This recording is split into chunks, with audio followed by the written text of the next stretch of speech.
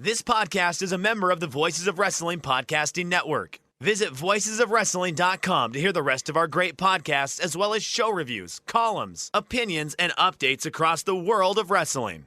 Very, very, very, Becky, Becky, Becky, Fishy, Fishy!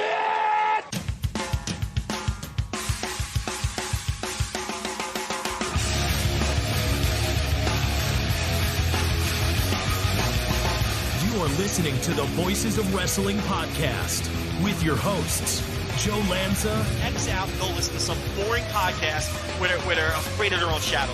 Okay? Don't listen to Joe Lanza, because Joe Lanza's not changing. And Rich Craich. Give me a name. Like him. Who delivers this guy in a big spot? Joe, don't yell at me. I like him. In the big spot, who delivers better than this guy? Stop yelling at me. I agree. Welcome back to the best wrestling podcast in the world. It is, of course, the Voice of Wrestling Flagship podcast. I am, of course, your host, the most compelling voice in wrestling media, the Martin Scorsese of three ways, Joe Lanza. Flying solo once again, no big deal. We've got a big show planned for you. Actually, that's a lie. I don't have a big show planned for you. I do not have a tall Paul planned for you. There's just not much going on this week.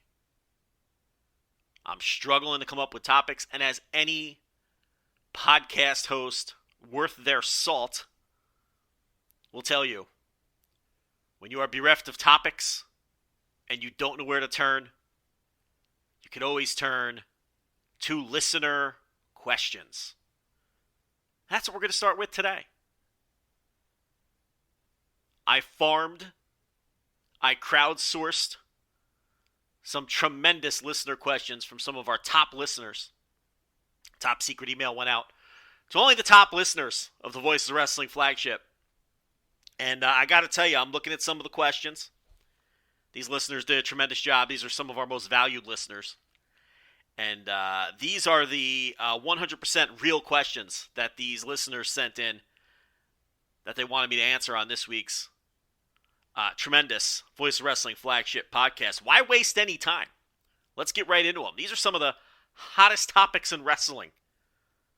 So there's no reason not to dig right in and take care of business. So, first question here is from Stephen C. Truitt, and he wants to know, he says here, Joe, where do you think Bray Wyatt is going to land? AEW, Impact Wrestling, somewhere else? Thank you for your time, and see ya. Here's the interesting thing about that, Steven.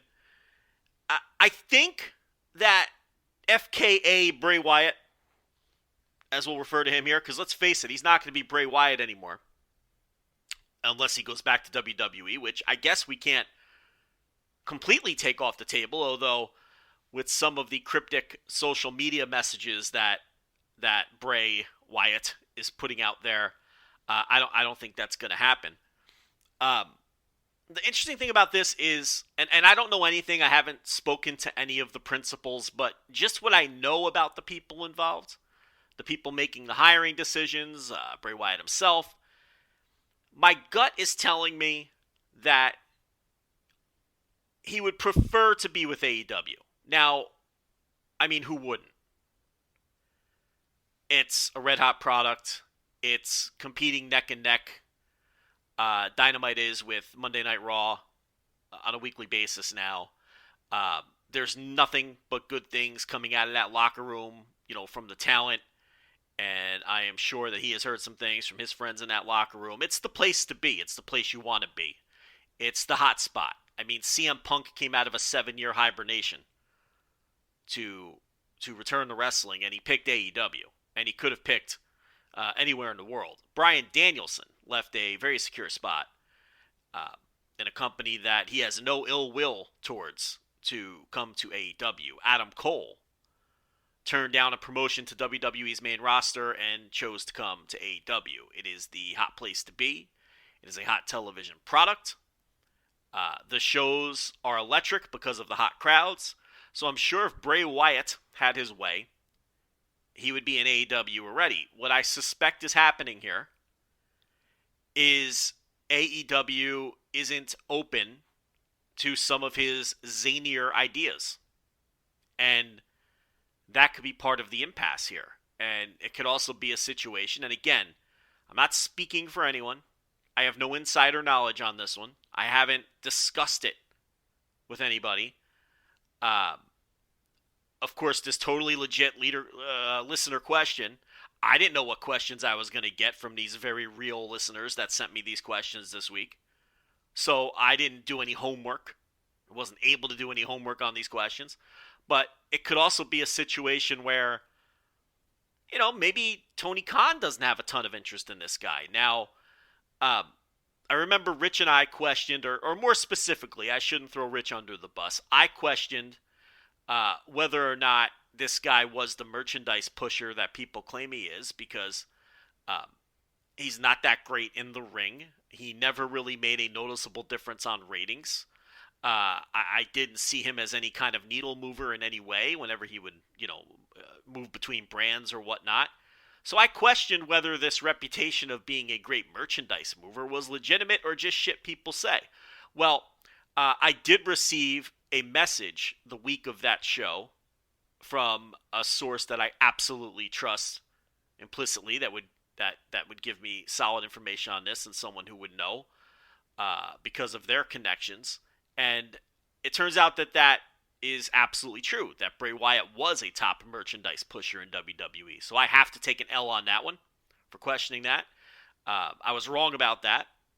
So where maybe Tony Khan doesn't see much upside in terms of Bray Wyatt working a version of one of the characters that he worked in WWE, or having some other zany idea that maybe wouldn't fit into AEW's universe, he is a businessman. And this is a popular wrestler to a certain segment of wrestling fans. They were chanting his name in Rochester this past week on Dynamite, expecting him to be there as part of the Brody Lee tribute. There were some chants for his name. It wasn't deafening. It wasn't all, I don't know how many people they drew, 7,000 people or however many people were. I don't know how many people were there. Don't come at me, that I'm being paid by AEW if it was only 5,000. I don't know how many people were in the building. It wasn't the entire building chanting, making these chants, but there was a certain segment of the fans there chanting for Bray Wyatt, wanting or expecting him to be there. So no matter how I feel about Wyndham Rotunda, maybe there is some value there, but at the same time, maybe Tony Khan recognizes that even though he's popular to a certain segment of the wrestling fandom, that he's just not a good fit for his company. And I firmly believe that if Wyndham Rotunda has wacky ideas and wants to do magic and sorcery and all this, and even without the magic and sorcery, even if he just wants to be a guy who, does creepy promos and puts Easter eggs inside of his promos and does all this this layered storytelling that, because he thinks he's the smartest guy in the room and he's a, fart sniffer that he thinks is brilliant. Maybe Tony Khan is just like, I'm not into this. It doesn't fit what I'm doing. We let Matt Hardy teleport once. It was the biggest mistake I ever made. I don't want to go down that road again. That could be the thought process. So, would it stun me if he pops up in AEW? It wouldn't. If he does, do I think he's going to do some, over-the-top character work like he was doing in WWE? I don't. Well, if that's the case, then what's his value? And at that point, what's his value then? If that doesn't fit what you do in your company, and you don't want him doing that, then why bring him in to begin with? You're going to bring him in to trade top wrist locks with Bryan Danielson? I mean, that's not what this guy does. That's not the value he brings to the table. So I think he would want to be there. I think any wrestler would want to be there. But I'm not sure the feeling's mutual. And if it is mutual, I'm not sure that they want to do the things that he wants to do. I'm not sold on the idea that all of his ideas were great and it was that dastardly Vince McMahon who had all of the bad ideas concerning The Fiend and the Firefly Funhouse. I'm not sold on that. I mean, this idea that, Bray Wyatt and the Firefly Funhouse and the Fiend and the split personality was this tremendous, great pro wrestling story until Vince McMahon got his hands on it, is utter nonsense to me. I mean, it was based on, Bray Wyatt having his imaginary alter egos as fucking puppets in an imaginary children's show playhouse. I mean, this wasn't exactly 1970s AWA to begin with. Even before Vince McMahon allegedly ruined it. It was still silly. It was still nonsensical. And it was the kind of thing that, a certain portion of the pro wrestling fan base enjoys that kind of storytelling or whatever you want to call it. But there's also another portion of the pro wrestling fan base that's very put off by stuff like that. It's one step removed from Lily. So I don't buy this idea that all of the good ideas were Bray Wyatt, but, I'd like to hear him explain himself. If I had an opportunity to ask Bray Wyatt, I would say, hey, Bray, was the giant mallet and the fact that that the Fiend was a serial killer, was any of that your idea? And if his answer was, well, some of it was, but, okay, we're done here.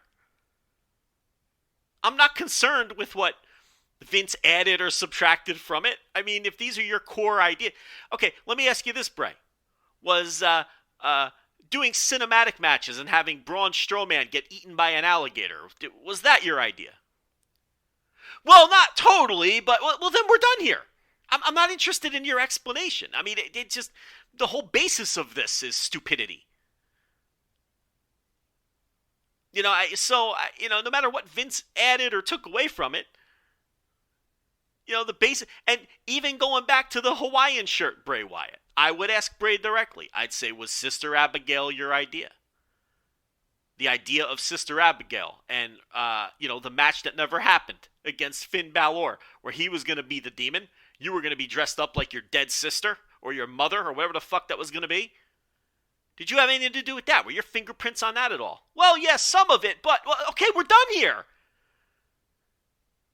It's very clear this guy thinks he's some kind of master storyteller and he has these zany ideas, and I'm just not sure that they jive with what AEW does. So, to answer your question, Steven, I think that he probably wants to be there. That's what's taking so long for him to find a destination, because I don't know if these two sides are on the same page creatively, and I really believe that his best fit would be Impact Wrestling. Why would his best fit be Impact Wrestling? Because they have the Undead Realm. They have Rosemary. And they have Sami Callihan, who teleports. And they have, zaniness is accepted in Impact Wrestling.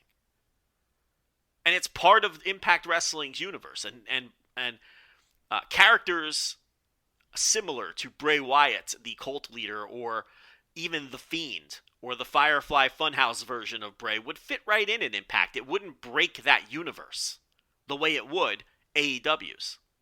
Can they pay him the kind of money he wants to make? I'm sure he made a shit ton of money in WWE. We know AEW can pay that kind of money. Can Impact pay that kind of money? Probably not. Is creative fulfillment more important to him? Does he maybe not have any other options on the table because, again, AEW may not want him to begin with? Would Ring of Honor want him? They can pay him. And they've got Roosh and Roosh's entire family and PCO coming off the books. So they could pay Wyndham Rotunda. Would he fit in with Ring of Honor? Would it matter? Could they use any kind of jolt, an injection of star power that they can get? I would argue yes. But, can you picture him getting in there with, Josh Woods and having a pure match? I mean, I can't. He doesn't really fit Ring of Honor. But again, they could use any sort of star power injection they can get. So, I don't know. I just don't see AEW as a fit. And I think maybe AEW doesn't see him as a fit. And, if he's not going to be able to do his zany shit, and his avant-garde ideas aren't going to come through, then what value does he bring to the table? Now he's just Husky Harris at this point. So, thank you for the question. And we're going to stick with Impact. This question is from this guy, I guess, wants to kayfabe himself. Someone who just calls himself the Big Dog, DAWG. And he wants to know, his question is, Joe, what do you think about the new Impact Digital Media Championship? Another good question. I told you that these were good questions. These are our best listeners. For those of you that do not know, Impact rolled out a new championship, the Digital Media Championship.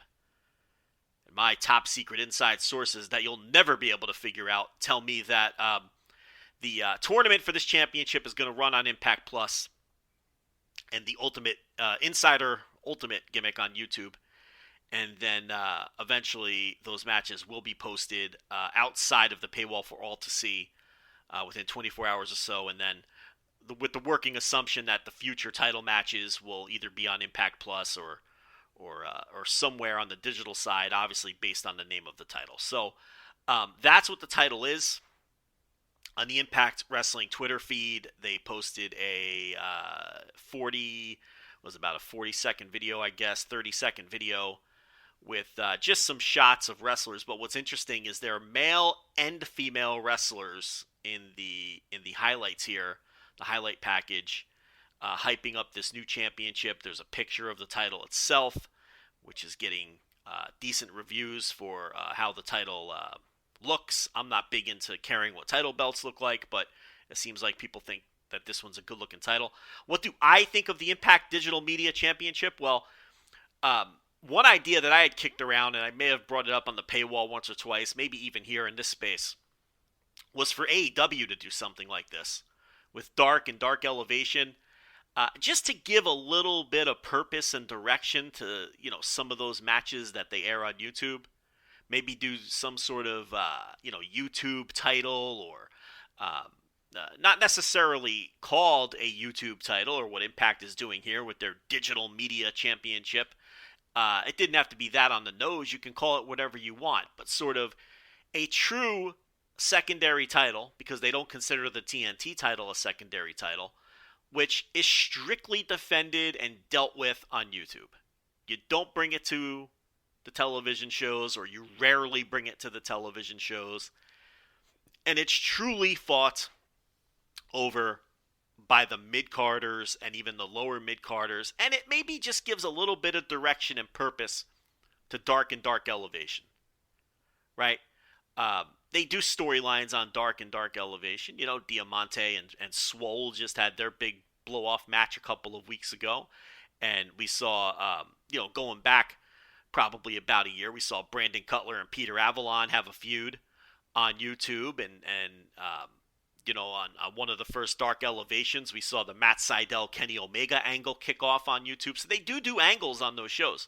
But I always thought that maybe adding a title to the mix would maybe funnel more fans to those shows and just give those shows a little more focus and whatnot.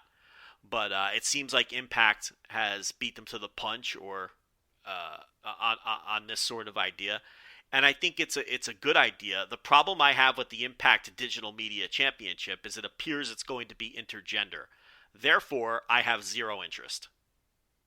That sucks all of my interest out of it. This is not 2016. I thought we were beyond this bullshit. Look, again, this kind of bleeds back into the Bray Wyatt question that we had earlier. Impact throws everything up against the wall. And here's the thing, and I've always said this about Impact regarding their intergender stuff, especially when, Tessa Blanchard was their world champion and all of that. I don't mind that Impact does intergender. They have to do anything to set themselves apart. So if that means doing supernatural shit like the Undead Realm, or doing intergender, or having an intergender title, or having all of your titles be intergender, that's fine. It doesn't have to be for me. I don't have this enormous ego where I think every wrestling company has to be for me. I mean, there's people out there who genuinely enjoy Choco Pro and think it's good. Good for them. I mean, you couldn't tape me to a chair and remove my eyelids to get me to watch that. I mean, it's awful.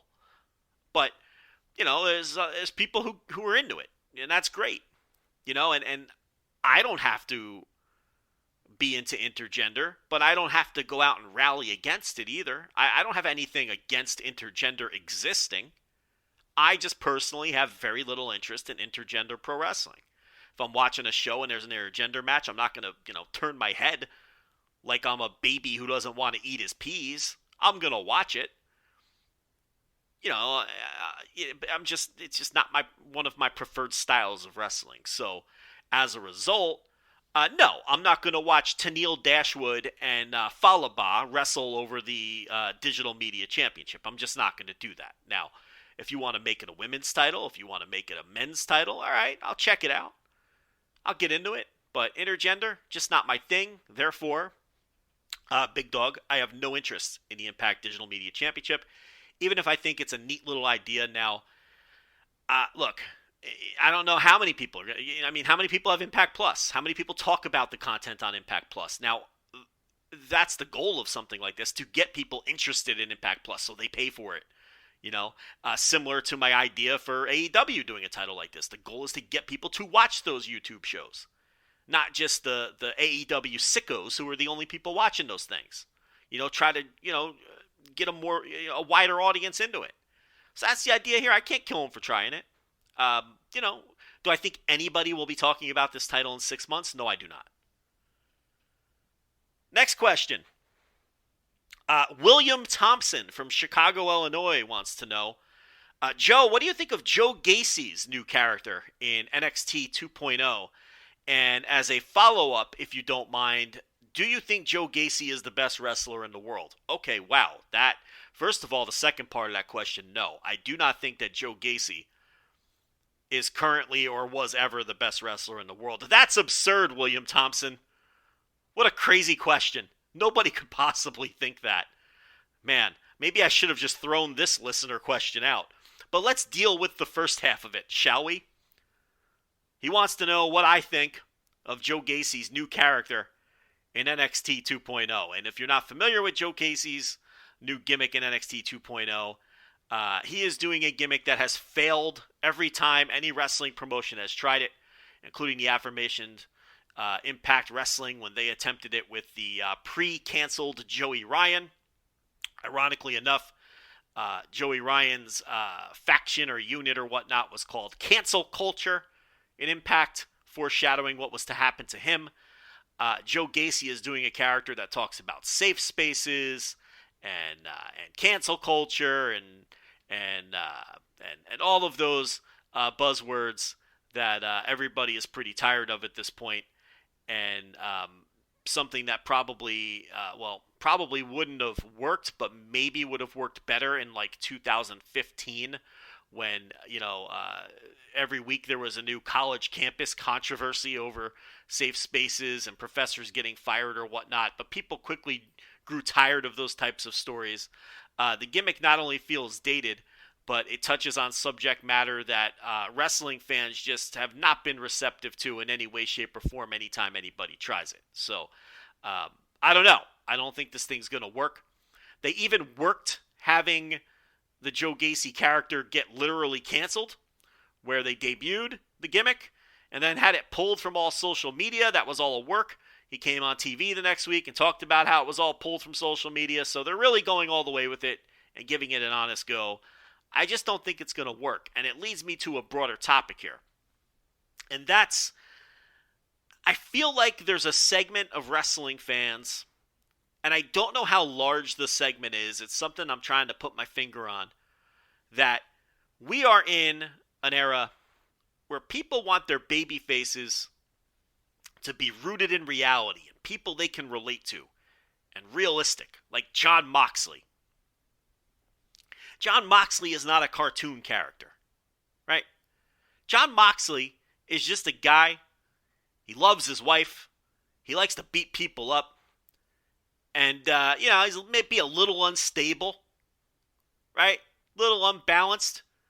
But he really just wants to get in there and fight. And I think we've all known a Jon Moxley at some point in our lives. We all have that one friend who's just a little crazy. But you know what? If you get into some trouble in a bar at 1:30 in the morning, that's the guy you want to be hanging out with. He's reality-based.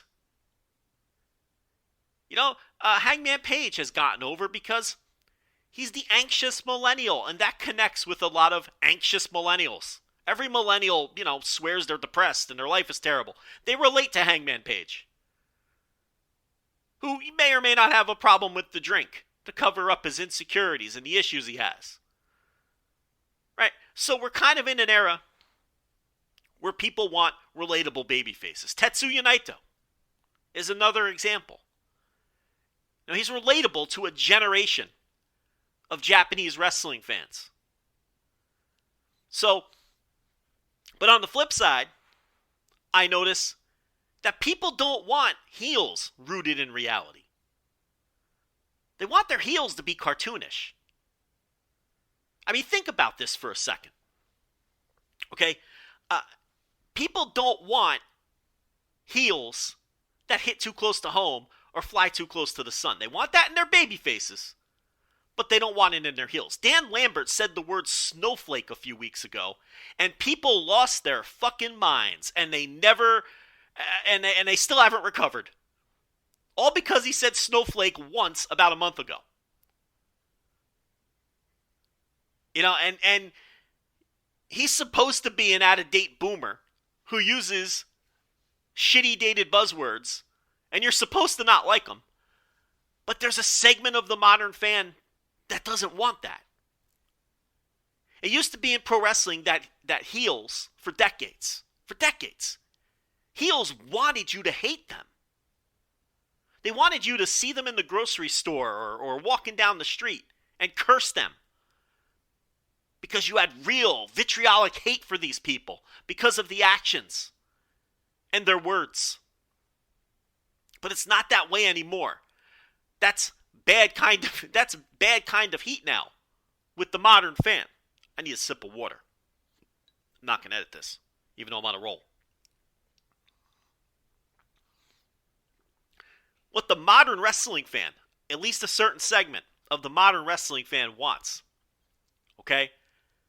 They want to like the heels. They want to like who they think the heels are. And they want to pretend to hate them. That's the difference now. So when Dan Lambert, when the boomer comes out and says snowflake, okay? They don't like that because they're not sure if that's really Dan Lambert or not. Instead of just allowing themselves to hate this guy, this heel, who they're not supposed to like, they're not sure if they can trust this character. Now, wait a minute. Does Dan Lambert really think I'm a snowflake? Because that I can't deal with. I have to be able to like Dan Lambert, but hate the Dan Lambert character. Otherwise, I'm uncomfortable. That's the difference with the modern fan, or at least a certain segment of the modern fan, which is why this Joe Gacy thing isn't going to work. Okay? Because it flies too close to the sun. It hits too close to home.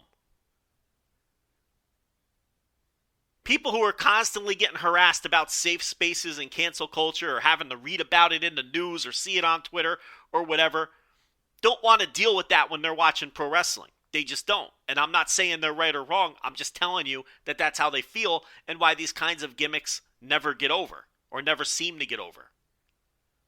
And why Dan Lambert started off super hot. Now he's still hot and he's still getting great reactions, but there is no doubt a certain segment of the AEW fan base who wants nothing to do with Dan Lambert anymore. And it all started when he said the word snowflake. You can trace it right back to that point. So, no, the Joe Gacy thing has no chance. It's not going to work. The thing about it, though, is it's WWE. So it doesn't really matter if it works or not. 2 coughs. Listen, I'm losing my voice. The problem here is I've done about 1 million hours of audio over the last 2 weeks, and my voice is just paying the price.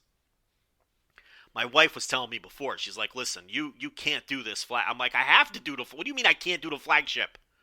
I don't have a choice. I work hard.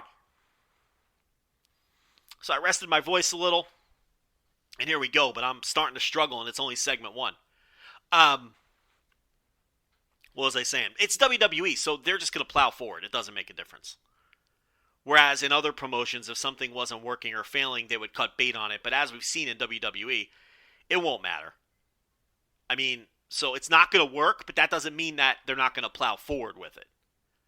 But it's just an interesting psychological thing that I've seen with the modern fan. And what I can't pin down is what percentage of the modern fan doesn't want to be worked and doesn't truly want to hate the heels. I don't know if it's a majority. I don't know if it's a small vocal minority. That I haven't pinned down, but I know it exists. They want real baby faces that they can relate to. They want cartoon heels. They don't want to really hate people. You know, they don't. And, you know, and that's a drastic change from how pro wrestling was for decades. And I think if I were a pro wrestler today, I don't know if I'd go for that old school heat because I'm not sure it works with a chunk of the modern fan base. And, you know, as a pro wrestler, I'd want to try to get over and appeal to as many fans as possible, obviously. So, you know, in terms of being a heel, maybe and I think, you know, we've seen it with Max Caster and MJF too to some extent. Okay? Max Caster with, you know, talking about Duke Lacrosse and Simone Biles. He just flew too close to the sun with that. And there were some fans, percentage, you know, up to you, indeterminate number of fans, who just weren't having that shit. It was too real. It was too real. MJF, every time he talks about metheny, or, you know, this week, talking about, you know, Darby Allin's uncle dying in the drunken car crash, or, you know, many other things, many other promos that MJF has done. There's always a certain segment of the fans who just, they think he has gone too far. But I think he largely gets away with things that people like Max Caster and maybe Dan Lambert don't, because he's more cartoonish. He wears his scarf. He's so over the top that people know that it's just a, you know, so I think that's where MJF can walk that line and get away with things that maybe others can't. But I've gotten a little off the beaten track. The point here is the new Joe Gacy character, it's not going to work, but it's WWE, so it might not be going anywhere. Next question comes from Jimmy Altieri. Jimmy Altieri wants to know, Joe, can you talk about the breaking news that was revealed this week that Tony Khan is the sole booker of AEW and the EVPs have no power when it comes to hiring wrestlers or booking the storylines? You know, that's interesting, Jimmy, because that story did quote-unquote break this week, and I don't understand how it was news. I mean, no offense to Cassidy Haynes, the person who reported it, and the work that he put into the story, which I'm sure he did. But who is this exactly news to? I mean, it's been pretty widely known that Tony Khan is the booker. I mean, he's the big seat. I mean, we've talked about it for almost 2 years now on the Thursday TV reviews behind the paywall. That December 2019 Dynamite that ended the year with the awful Dark Order angle was pretty much the final straw, and that's when Tony Khan put his foot down and took over the reins and started saying no. And we talked about that at the time. So you can really pinpoint January 2020 if you want to be specific. And we're coming up on the 2-year mark of Tony Khan being the sole booker of AEW. How do I know that? I mean, I was told that directly. How does everybody else know that? Because Tony Khan says it all the time. Again, this is not top secret information or breaking news, and I have no idea why this made the rounds as news this week. Everybody knows that Tony Khan is the booker. He has said directly in media scrums, in press conferences, in media calls, I am the booker. Those words have come out of his mouth.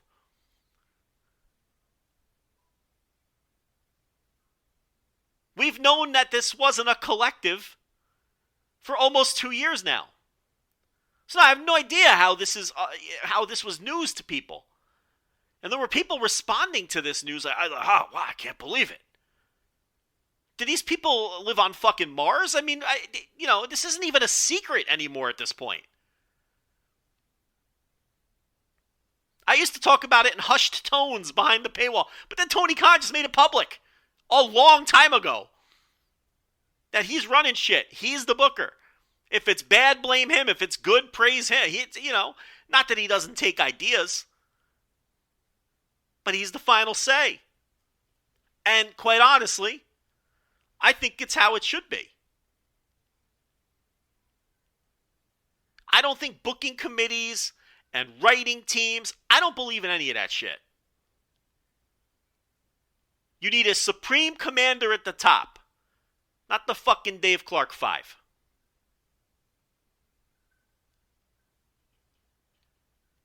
Our next question. Another question about bookers. This one coming from Jimmy Bowers.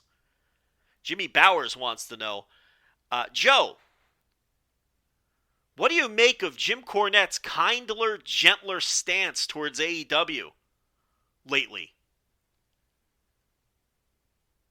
I got to tell you, I think some of this is a little overblown. Jim Cornette thanked Tony Khan for the nice words he had to say and the tributes he did for Bobby Eaton when he passed away last month. And Jim Cornette has praised some of the segments on Dynamite. He praised the CM Punk debut and said that it was so good that it's nothing he would have booked himself. It was actually better than anything he would have booked himself. So very high praise for how they debuted CM Punk.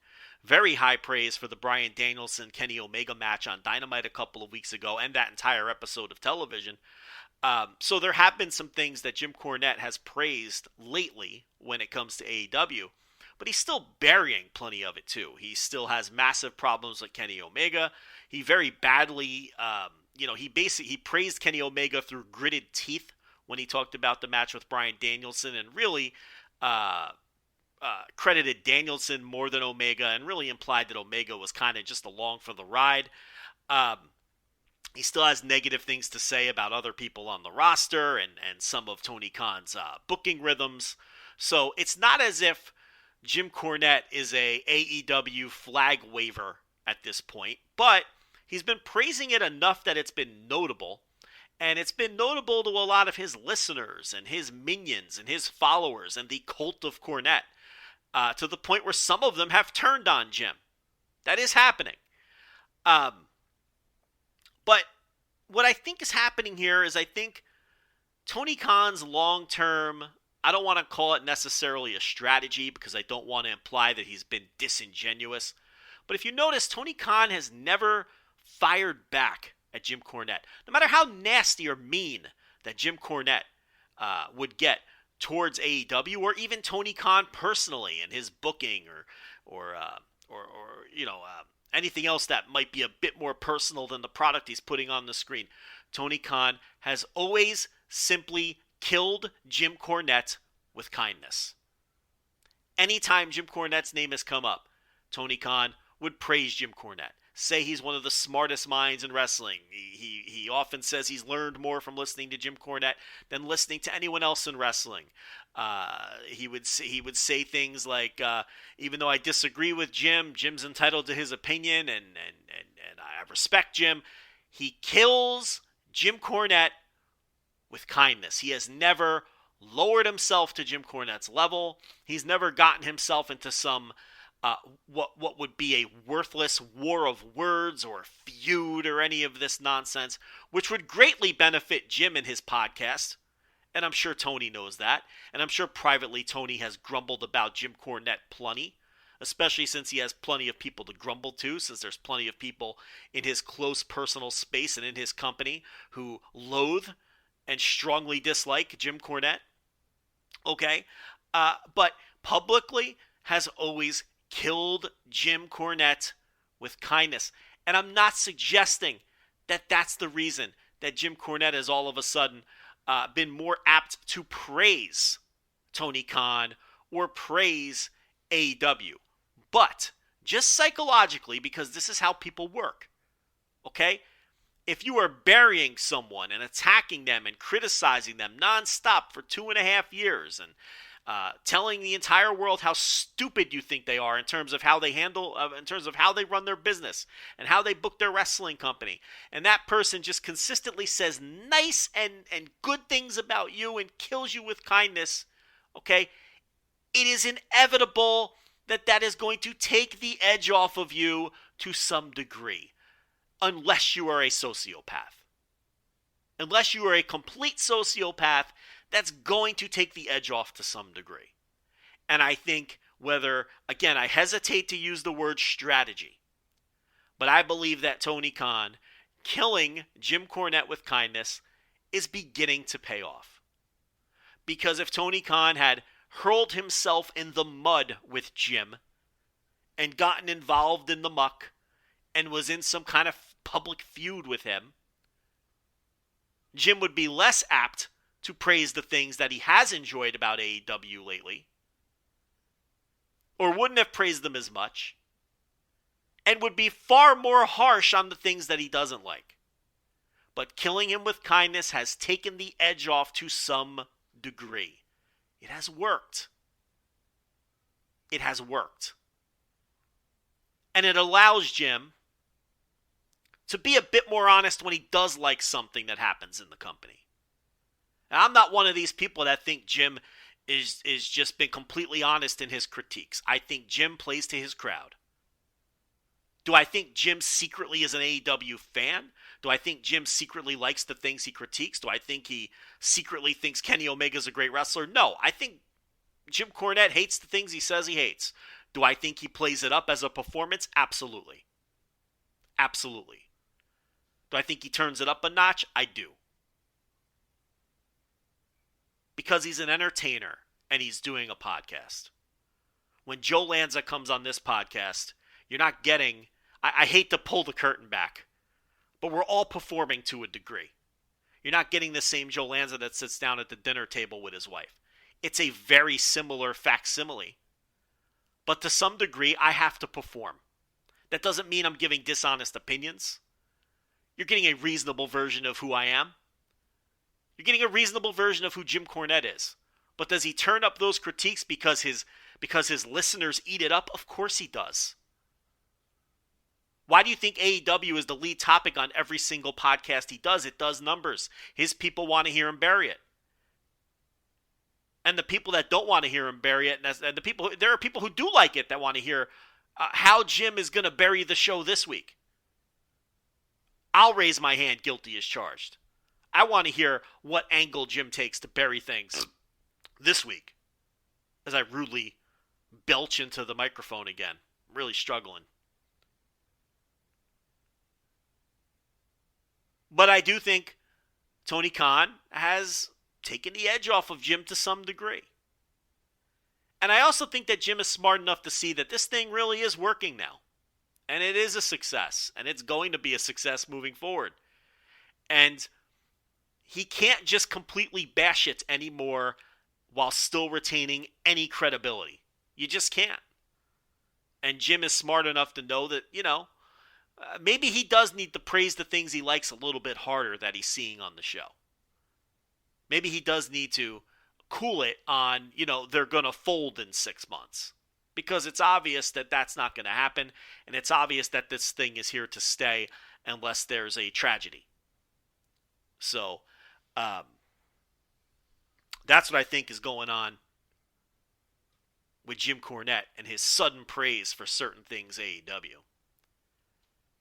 And those were very real listener-submitted questions. Got us off to a good start here. Got us through the first 45 minutes. I will be back with more as we review Extreme Rules. I'll be right back. All right, what do we got here? My bookie. With over $500,000 in contest prize money up for grabs, the NFL is back in action, and so is winning season at MyBookie. Head to mybookie.ag to choose from a variety of boosts and free bets and get in on the fan-favorite $100,000 Super Contest, which only costs $10 to enter. Pick 5 games against the spread each week. Each win earns you a point, and each point gets you closer to the grand prize. In order to get you started, make your first deposit at mybookie.ag. Use promo code VOICES to instantly receive double your deposit. That's double your money to double your winnings with your first ever deposit using promo code VOICES. You can bet anything, anytime, anywhere with MyBookie. All right, so we're going to get to Extreme Rules in a bit. There's a couple other quick hitters I want to get to. I quickly want to talk about this controversy. Yet another Dave Meltzer star rating controversy that popped up when Dave gave the Bryan Danielson Kenny Omega Dynamite match from a couple of weeks ago on the 22nd of September a 5-star rating. The big controversy here is this is the first ever 5-star rating that Bryan Danielson has earned from Dave Meltzer. And people were incensed. Could not believe it.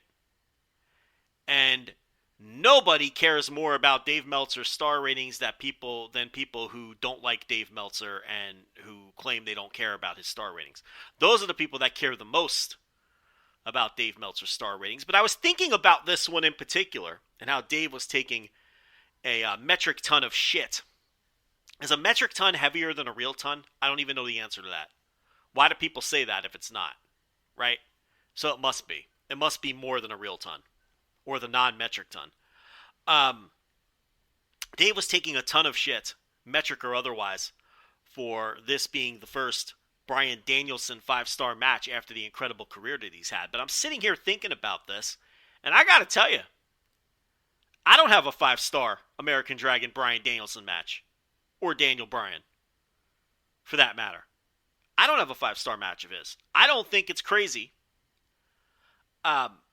If somebody like Dave Meltzer, who has obviously seen every Daniel Bryan match of relevance on pay-per-view and television in his career, and a smattering of Ring of Honor matches, not all, but a smattering,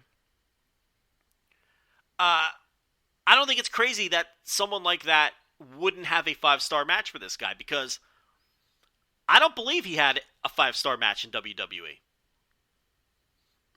In fact, I don't think he had any matches in WWE that even sniffed 5 matches, at least in my view. He had plenty of great matches. But a 5-star match? I don't think so. And if you're someone like Dave Meltzer who didn't see every Ring of Honor show, and he saw plenty, he got sent the tapes. You know, Sapolsky sent him the tapes. He may have attended some Ring of Honor shows for all I know. But I know he's seen a good number of Ring of Honor shows, but I know he didn't see them all and review them all. Okay? I could totally see how someone like that wouldn't have a 5-star match for this guy. And you know, he obviously wasn't watching a lot of his other independent stuff or rating it. So, I don't know. I was thinking about this and I just don't understand. I don't think it's all that controversial. And here's the other thing. I don't think it matters at all. Whether Dave Meltzer or Joe Lanza or whoever the fuck has given 1 or none or 20 of his matches a 5-star rating. It means nothing to his legacy. He's still arguably the greatest American wrestler of all time. He's still arguably one of the greatest wrestlers, period, of all time. If you told me you thought this guy was the greatest wrestler to ever live, I wouldn't argue very hard. And he doesn't need 5-star matches, a 5-star stamp of approval from Dave Meltzer or Joe Lanza or anybody else to be arguably the greatest wrestler of all time. He doesn't need that. It doesn't mean anything. There's wrestlers I've given 5 stars to multiple times, and I think Bryan Danielson's a better wrestler than they are. You know, so I think way too much was made of it. And when you really look at his resume, let me put it to you this way. If you're someone who primarily saw his WWE work, okay, according to Cage Match, and that's what I'm going to use because it's the easiest thing to use, and there's other sources too. Let's just use Cage Match because they have a handy tool here in their match guide. If you sort the ratings for Bryan Danielson's career matches, okay, the first WWE match that comes up is 20th. 20th. And it's a six-man tag, a TLC six-man tag. Daniel Bryan, Kane, and Ryback versus The Shield. And I have to be completely honest with you. I didn't remember that match existed until I pulled up this database. That was not a 5-star match. Cage Match has it at 9.3, and Dave Meltzer gave it 4.5 stars. The highest rated WWE singles match for Daniel Bryan is 21st, and that's a match against John Cena. Of course, that's the SummerSlam 2013 match, as you probably would have guessed. Once again, 4.5 stars from Dave, 9.3 from Cage Match. Fair. Fair. If someone went 5 on that, okay. But I didn't think that was a 5-star match. I don't think it's unreasonable that Dave didn't think it was a 5-star match. If you look at his top 30 matches on Cage Match, there's only 3 WWE matches, period. The third one being CM Punk versus Daniel Bryan from Over the Limit 2012. So, I don't think his WWE catalog is loaded with 5-star contenders. You might have 1 or 2. I'm not going to knock you for it. But, Daniel Bryan, Triple H from WrestleMania 30. I've heard people bring that one up. I didn't even think that was a 4-star match. I rated that 3 3/4. I didn't even think that was a great match, Daniel Bryan versus Triple H. Dave went 4 1/4. Cage Match went 9.04. The Kofi Kingston match a couple of years ago, I went 4 flat on it. I thought it was a very good match. Dave went 4.5. Okay. I don't think that's a 5-star match or anything approaching it. Do you think Daniel Bryan versus Kofi Kingston is one of the greatest matches you've ever seen? Maybe you do. I don't think you're going to find many people who are going to tell you yes.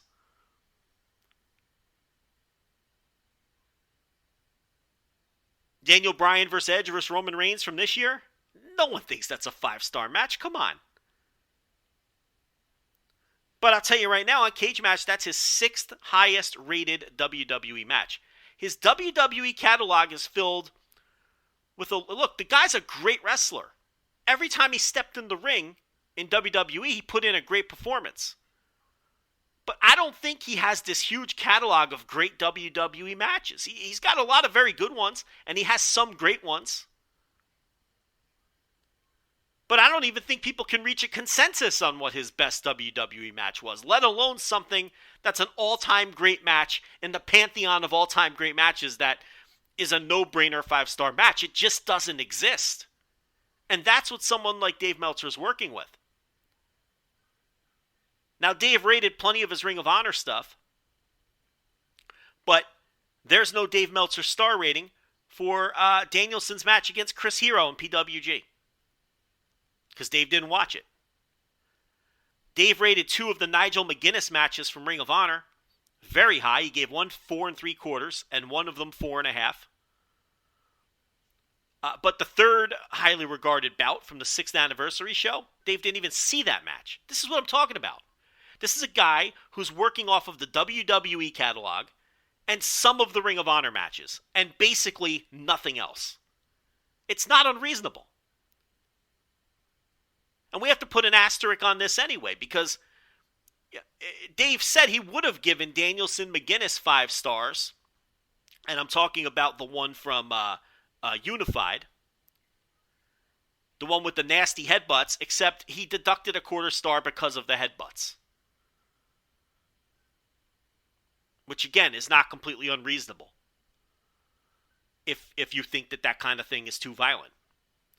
But no rating for Bryan Danielson versus Shingo from Dragon Gate USA, which some people would give 5 stars. Dave didn't even watch it. No rating for the Takeshi Morishima Fight Without Honor. That's the one from December 2008 at Final Battle, which some people would give 5 stars. Dave didn't watch or rate it. No rating for the Davey Richards match in 2009 on the, Farewell Tour. The Kenta match from Driven, 2007. All matches that maybe some of you listening to gave 5 stars to. Dave didn't even watch them. So again, this is not unreasonable. And I saw all these matches, and I have to tell you, I don't think I have a 5-star Bryan Danielson match. I don't think I do. I didn't even go 5 on the Omega match.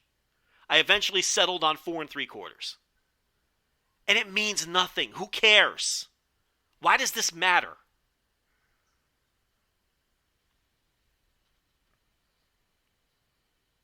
It doesn't. It looks like Dave watched the Naruki Doi match from Dragon Gate USA. He gave that one 4 3/4. It's like,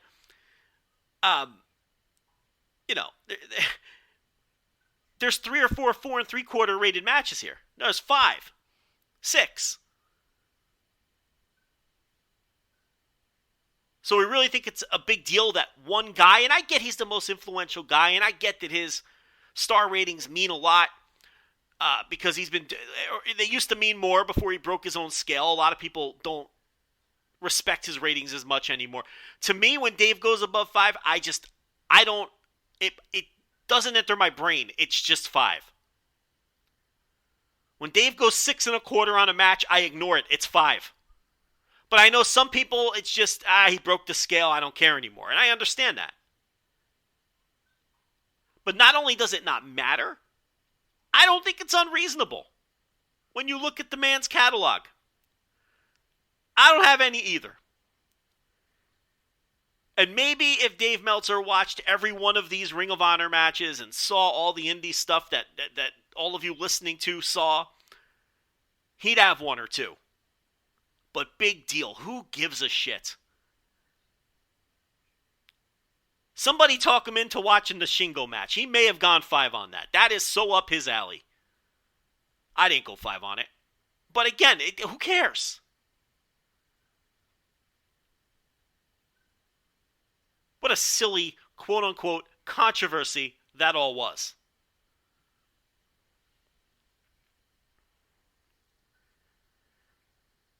I guess we should talk about the G1 a little bit, right? I've got all the reviews behind the paywall, I think, as of this recording. We have everything through night 7. By the time most of you listen to this, we'll have everything through night 8. Up behind the paywall, daily G1 audio like we do every year. Here's the thing about the G1. I need some water. Hold on.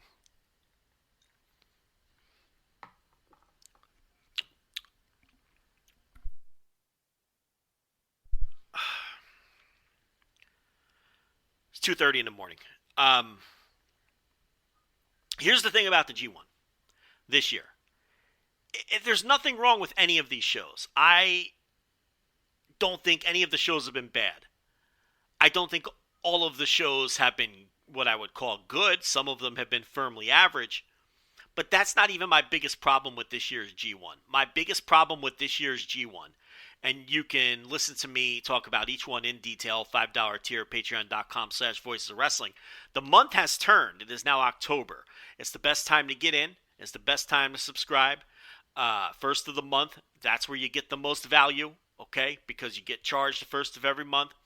$5 tier gets you just about everything we do. $10 tier gets you everything we have ever done, including these daily G1 reviews. But the thing about this G1 isn't that the shows are bad. It's that they don't feel like G1 shows. The matches lack the G1 intensity. The matches lack that G1 feel that you're used to. And it's not the clap crowds. Last year we had the clap crowds, and it, for the most part, aside from the fact that we had clap crowds, the matches felt like G1 matches. This year's matches do not feel like G1 matches because the matches lack the intensity. And that's on the wrestlers. And I'm not criticizing them. I don't blame them. They've been wrestling in front of these lousy clap crowds. They're not drawing particularly well, even by the partial crowd standards in all of the venues. And, it's got to be wearing these guys thin. And they're not going out there and giving you vintage 2013 G1 performances. And I can't blame them. The intensity levels just aren't there. There's been some good stuff. There's even been some great stuff. Shingo versus Ishii was a great G1 match. You put it up there with any of the great G1 matches from years past. Tanahashi versus Okada, same thing. It's impossible for those two guys not to deliver. That felt like a G1 match. That had the intensity. That felt special, like a G1 match should. Zack Sabre Jr. is a big story in this year's G1, and he's having good matches every time out. His matches don't have that G1 intensity. The Ishii matches outside of the Shingo bout on night one, they lack that G1 intensity. Some of the other, now look, we know that it's not the greatest field on the bottom half because Will Ospreay and Jay White and Minoru Suzuki, and you go right down the line, all of the people who aren't in this tournament who typically over the last few years have been in it, you can count on to have great matches. Even someone like Juice Robinson, who's better than some of the people that have replaced these names. So that's been a factor too. But oddly enough, it's those guys on the bottom who are working hard because they're taking advantage of the opportunity. Chase Owens is out there killing himself. Tama Tonga has been shockingly good. Okay, but we're not getting the vintage G1 performances out of your Ishiis, out of your Kota Ibushis. I think Kota Ibushi, outside of, a match, maybe a match or two, we just, he hasn't been the same since his illness.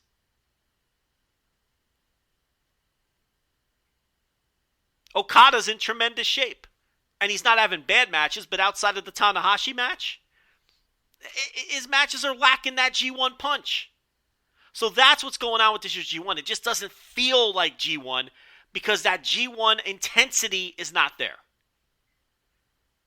And that's what's hurting this tournament. And the other thing hurting this tournament, TV Asahi is killing this fucking company. And I'm not saying New Japan's going to be dead in a year. Figure of speech, but they're killing this fucking company with the copyright strikes. And somebody needs to get in a room and work this shit out because it's a problem.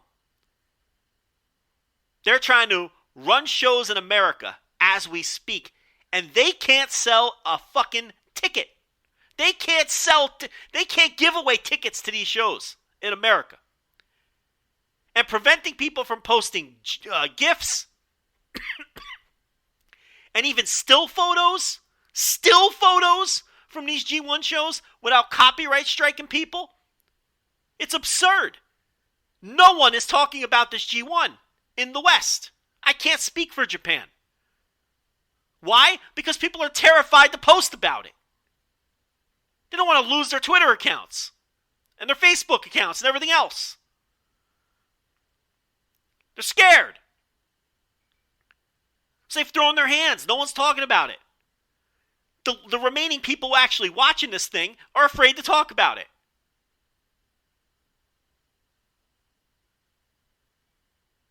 The other day, when I woke up in the morning and compulsively went to my phone, I briefly forgot that there was a G1 show a few hours earlier as I'm scrolling through my Twitter feed. And there was no shot I was getting spoiled on anything. I'm going through my Twitter feed thinking, oh, wait a minute, there was a G1 show last night. Maybe I should stop. But I kept going, and I didn't get spoiled on a thing. Because nobody is talking about these shows or these matches. It's incredible. You don't even have to attempt to prevent being spoiled from results for this thing. Because no one's watching and nobody cares. It's cold to begin with because of the pandemic. And they're shooting themselves in the foot and making things harder on themselves by not allowing people to talk about it. It's absurd. Get in a room with your television partner and work it out. You don't have TV in America. You don't let people post still photos from your shows.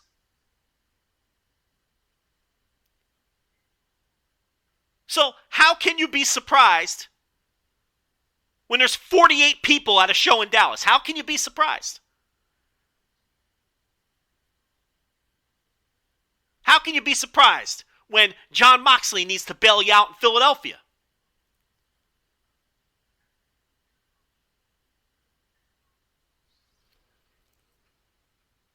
It's a joke.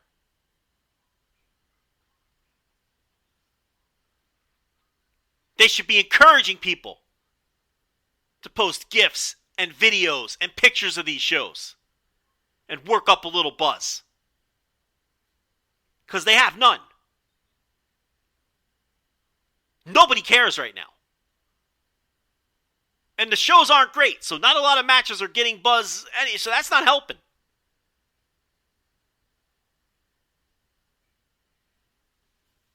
God bless Zack Sabre Jr. with his little, grapple fucks. I've enjoyed them, but, this isn't a classic G1.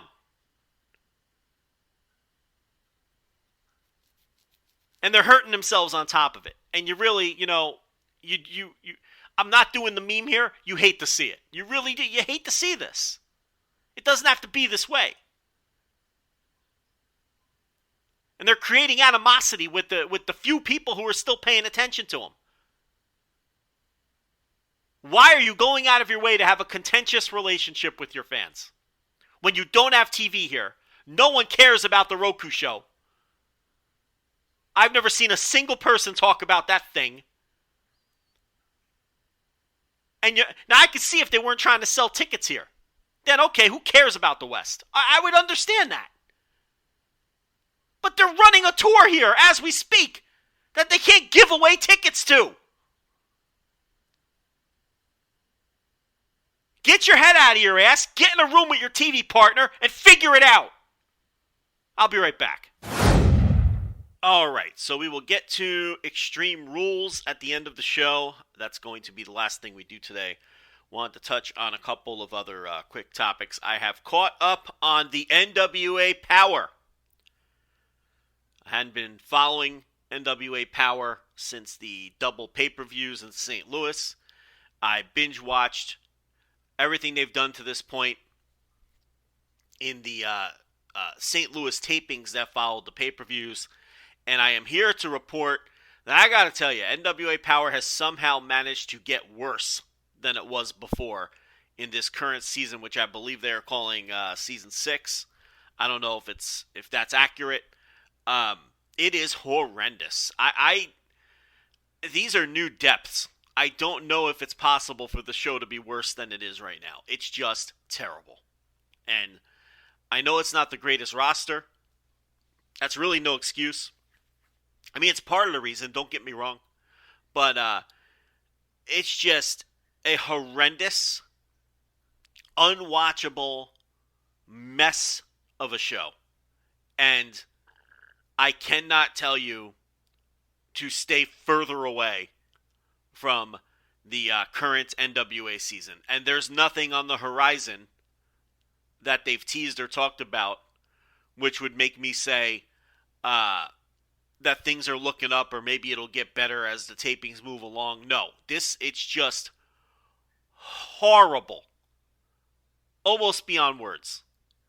I gotta tell you, I'd rather plop down on the couch and enjoy any standard 3-hour Raw than sit down and watch a comparable 3 hours of this Power show.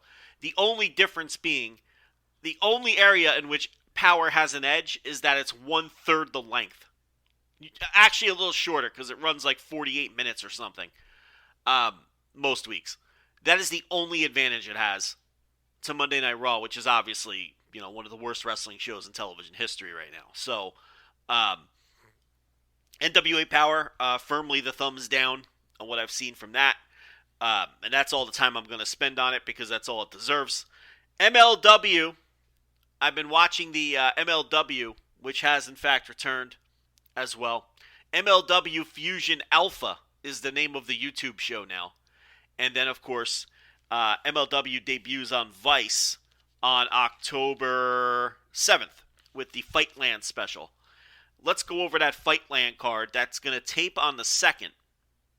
So that's going to tape sometime this weekend after some of you listen to this, but it's not going to air until the 7th. Now, they're only airing a 1-hour special that's going to air on Vice on the 7th. Now, I don't know if this entire show is eventually going to air and it's just going to be in 1-hour chunks. I don't know if they're just going to pick their best hour for... I don't know. Listen, I don't know.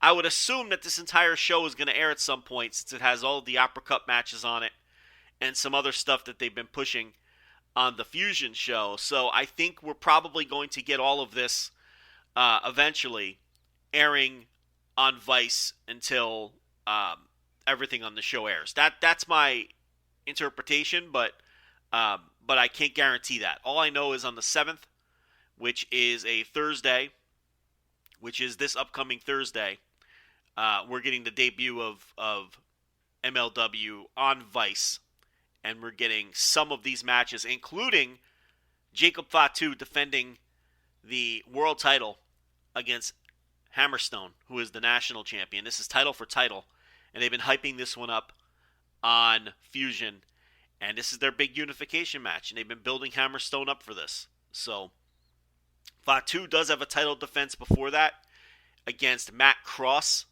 on next week's Fusion Alpha, which airs on YouTube on Wednesday. It's already been taped. That's from the ECW arena. And Hammerstone successfully defended the national title this past week against Filthy Tom Lawlor. So they both had a defense coming into this bout. Obviously, Fatu, I didn't read the spoilers, but I think it's a certainty that he defeats Matt Cross on Wednesday because they're not going to blow this big unification match that they had set for their debut on Vice, which is the biggest match they can make and is absolutely the correct match to go with their debut on Vice. And I assume Hammerstone's going to win. This is the guy they've been building and giving the rocket strap to, and his push really took off during the last, I guess you would call it, season of MLW during the pandemic where they taped in the empty building. The guy's just a beast. He beats everybody. It seems like the only guy that he can't beat is this Mads Kruger of Contra, who he has some of the worst matches of the year that you'll ever see against. I mean, the matches are horrendous. I mean, they're just awful. But everybody else he beats. And he beat Tom Lawlor this past week on Fusion. And they still have Mads Kruger cutting promos on him during the show. So my assumption here is that Hammerstone will win the title and move into a world title feud with Mads Kruger, which will absolutely, without question, be the drizzling shits. Now, what they could do, since Mads Kruger is part of Contra, is they could have Mads Kruger cost Hammerstone the match against Fatu. That would be some very shitty booking, in my opinion. I think you build up this Fatu Hammerstone match, and you've got a big debut on Vice that you want to give people a winner. I mean, give the people a winner. But it's pro wrestling, and I wouldn't be stunned at all if Mads Kruger cost Hammerstone the match, and then that way Fatu moves on to whatever he's going to move on to with the world title, and he is a good world champion. And then Hammerstone continues his feud with Mads Kruger, which has been one of the worst feuds in all of pro wrestling this year, and the matches have been among the worst matches in pro wrestling this year. So that'll be on Vice this week, and this is also being taped in the ECW arena, by the way.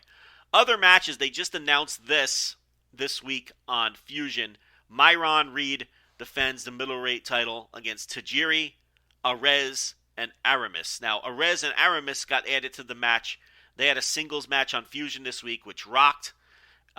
Everybody has access to YouTube. I would recommend watching that match. It opens up the show. You're in and out in 12 minutes, and it was an excellent match, especially if you've never seen Arez versus Aramis. I've seen them wrestle 10,000 times. This was their greatest hits, but they nailed everything. They got over with the crowd, and as a result, during later on in that episode of Fusion, it was announced that they were added to this middleweight title match, so they're doing a four-way. As far as Tajiri goes, I hope Court Bauer realizes he's getting 2021 Tajiri and not the Japanese buzzsaw. Okay? Look, I love Tajiri. He's one of my favorite wrestlers ever. He just doesn't have it anymore.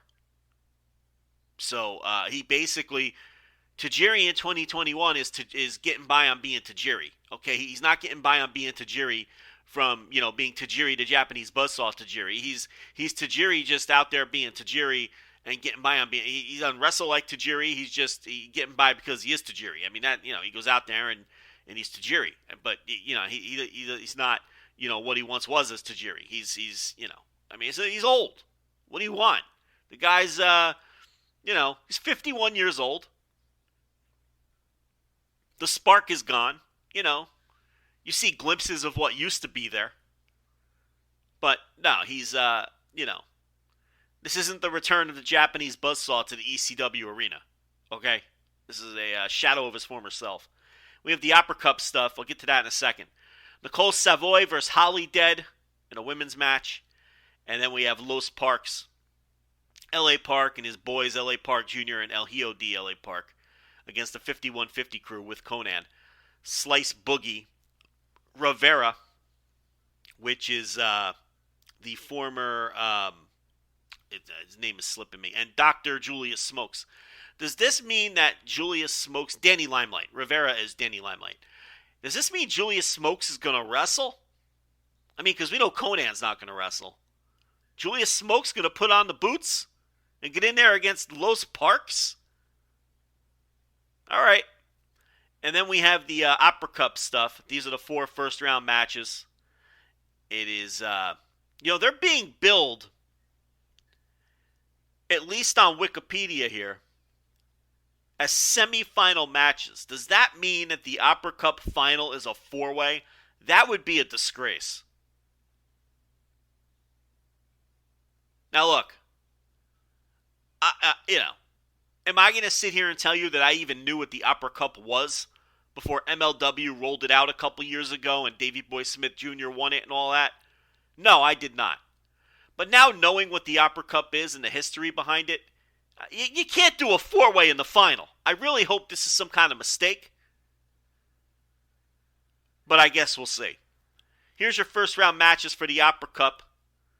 And these are taking place at this taping here at DCW Arena. Tom Lawlor versus Davey Richards. Bobby Fish against Lee Moriarty. Alex Shelley against TJP. And Matt Cross versus Calvin Tankman. That tournament rocks. Now, if they're doing a 4-way to complete it, that's really disappointing. Very disappointing. And I really hope that's not the route that they're going. Because you've got some tasty matchups right there in the first round. Tom Lawlor and Davey Richards stands out. Bobby Fish versus Lee Moriarty. I mean, that could be excellent. Alex Shelley versus TJP. I mean, I should fly to Philly. Cross Tankman, But then looking down the line, I mean, looking at the possible matchups for the following rounds, and you're just going to throw these guys at, I really shouldn't be burying them because I don't know for sure, but it'd be a real shame if they're just throwing those guys into some goofy 4-way match to determine the winner of this Opera Cup, which they have treated with some reverence. I mean, give MLW credit. They dug this thing out of fucking Davey Boy Smith Jr.'s attic a couple of years ago. This old Opera Cup that used to be competed for and won by the likes of Stu Hart. I think that's how Davey Boy got a hold of it. And they've treated it well. It's just been a straight-laced wrestling tournament. I'd be very disappointed. Extremely disappointed if that ends up being some hokey 4-way. Speaking of extreme, man, what a segue. Master of the segue. Add that to my list of nicknames. Actually, don't. That one kind of sucks. So, we've got to talk about this Extreme Rules show, right? We've got to. So, we will do that now. I opened up with WWE last week when we previewed Extreme Rules. I certainly wasn't going to open up with WWE this week. That'd be going too far. I hated this show. I could not stand this Extreme Rules show. It's not that I thought the work was bad or anything. I thought the work was actually pretty good. in just about every match up and down the card. I mean, I'm looking at the card now, and the work was good in every single match on the pay-per-view. I hate to disappoint, but I did not tune in to the WWE Network to watch Liv Morgan defeat Carmella by pinfall. I'm sorry. I know I'm lazy. I know I'm pulling a crate here, but I did not watch the pre-show. I don't need Liv Morgan versus Carmella in my life. I don't need that. I have no use for it. I have no use for Liv Morgan, the velvet painting of a sad clown. I can live without it. But the rest of the pay-per-view, I thought everybody worked hard in all 6 matches, but this show was utterly destroyed by booking and post-match shenanigans and complete and utter nonsense, to the point where, you feel bad for the wrestlers. They go out there and work hard. They bust their ass to give the fans a good show. And it's just mired in shitty finishes and disappointing outcomes and whatever the fuck it was we saw at the end of the main event. And it's a shame. It's a shame. And to me, it's crazy how they've got AEW right on their heels in terms of market share and in terms of competing for television contracts in a few years. And they continue to give fans finishes and shows like this when all those fans have to do is sample Wednesday night and see that they're going to get the complete antithesis of this type of thing and possibly be swayed by it. Possibly see that there's a better way to consume your pro wrestling, where you're not going to be treated like an imbecile, or more importantly, feel like you're being cheated. That's Charlotte Flair, not Charlotte Flair. That Becky Lynch Bianca Belaire match, it felt like you got cheated if you're a fan. With the Sasha Banks, I was going to say finish, but there was no finish. I mean, it's a big match. And they just don't give you anything. They give you another wrestler running in, to set up some hokey 3-way, more than likely. It's just, the wrestlers, they work hard. They put in these performances, People plunk down their fucking whatever Peacock cost, or the ticket cost, and you get this bullshit. I don't know. To me, this was a horrible show. I don't care how good. And look, I say the wrestling was good, but it wasn't Masawa fucking Kobashi, okay? It wasn't exactly Tanahashi Okada, but the wrestling was fine. It wasn't enough to make up for the rest of the awful that encompassed this fucking show. Okay, it was a bunch of nice little 3-star matches that, they could have been, if they had proper finishes, this would have been a nice little show. But, instead we got what we got. So, let's go through this. We open up with The New Day, and they defeat Bobby Lashley, AJ Styles, and Omos in a 6-man tag. And I do have to say this, after talking about Big E the last couple of weeks in his push, he has been winning matches lately. So, give them credit. I still don't like doing a Raw where he loses both matches the week after he won the title. That's a disgrace. But he's actually winning matches now. He wins this match, and he won this with the big ending. So he pinned the biggest star on the other side and the guy he's feuding with. They didn't have, Kofi Kingston pin Omos with the Trouble in Paradise or something here. It was Big E beating Bobby Lashley with the big ending. And then on Raw, it was Big E beating Bobby Lashley in a cage match. So, give him credit. This is what they should be doing. Big E should be beating Bobby Lashley like a drum. Bobby Lashley had been a dominant champion. Big E beats him for the title. cash-in scenario that doesn't make him look very strong, but now he's been beating Bobby Lashley like a drum. If I'm going to come on here and criticize the company for the way that Big E was built and then won the title, I have to be fair, and I have to throw roses and praise him a little bit for the way things have gone since the last time you and I spoke. So they've done a good job with this Big E Lashley thing in the interim. Now, I could come on here next week after Big E loses the title back to Lashley on Raw or something, as we get ready for fucking Saudi WrestleMania, and come on here and rant and complain again. But everything I saw this week, they did a nice job. You got to be honest about it. And I like the strategy they're using on Raw going up against the football. And I would guess that Dynamite nipping on their heels has something to do with it too. But it's primarily the football taking away. The football always chips away at their ratings this time of year. What they're doing is they announced something big for Raw, which, a couple weeks ago was the big trios match with the Bloodline versus New Day, for example. And they open up the show with whatever this big thing is that they announce on Monday afternoon or whatever. And then that big match, which opens up the show, usually leads to an impromptu big match to close the show, which in the case of this past week was the Big E versus Bobby Lashley cage match, right? Which was set up based on the events of the opener of Raw, where things got out of control, New Day's involved, the Hurt Business reforms, they get involved. So we're like, you know what? We're going to keep everybody out of this. We're going to do Big E and Bobby Lashley for the belt in the main event, and we're putting you guys in a cage so your pals can't get involved.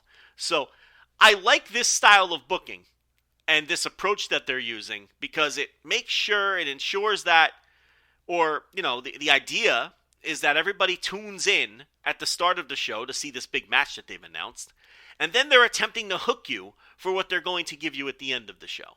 Hopefully you'll stick around.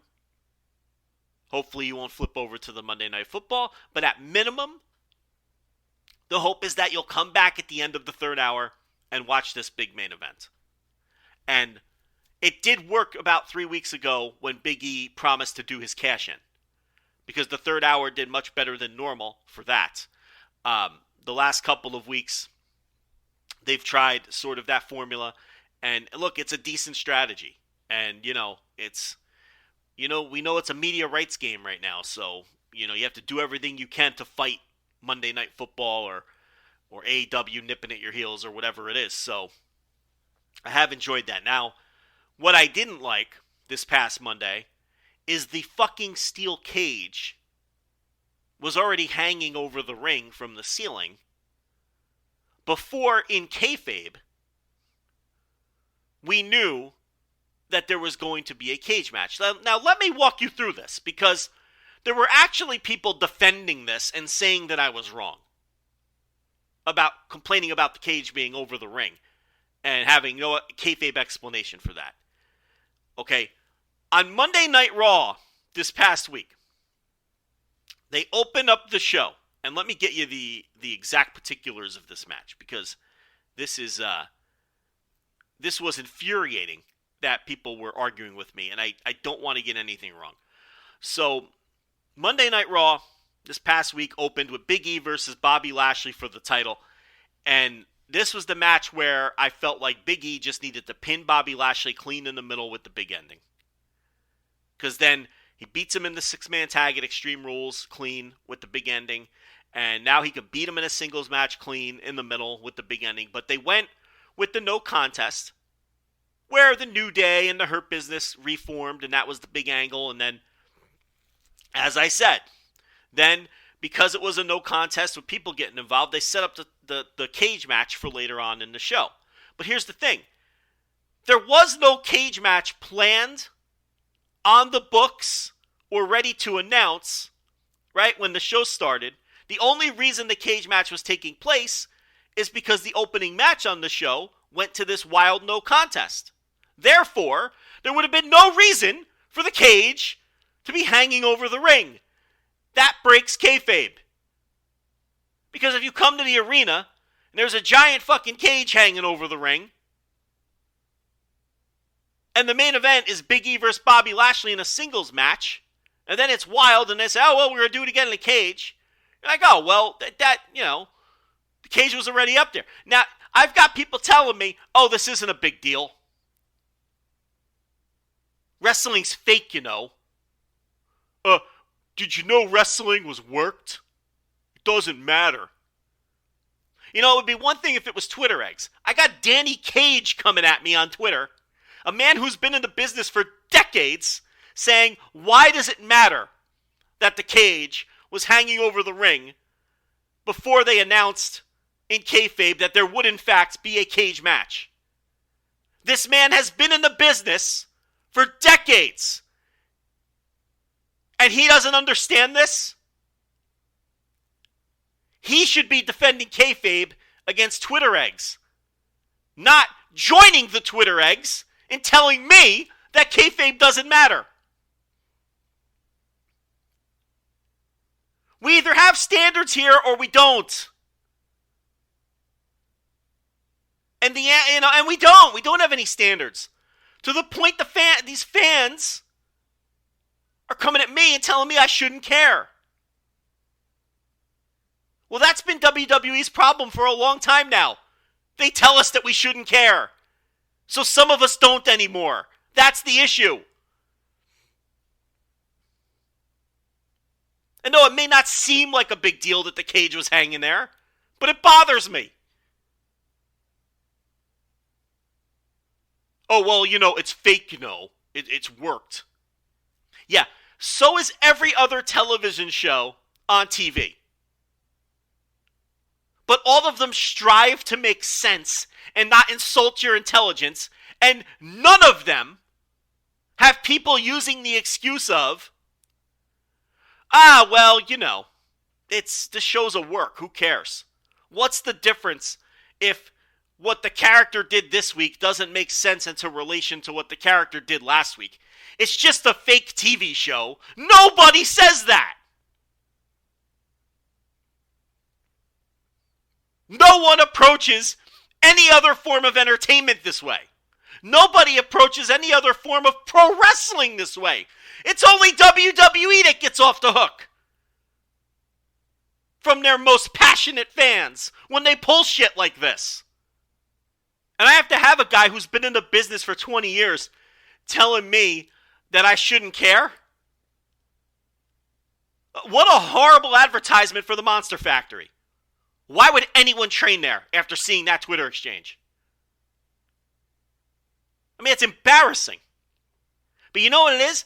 Danny Cage is one of these Northeastern guys who grew up with WWE, and he feels like he has to defend it like it's his little sister. He's one of these guys.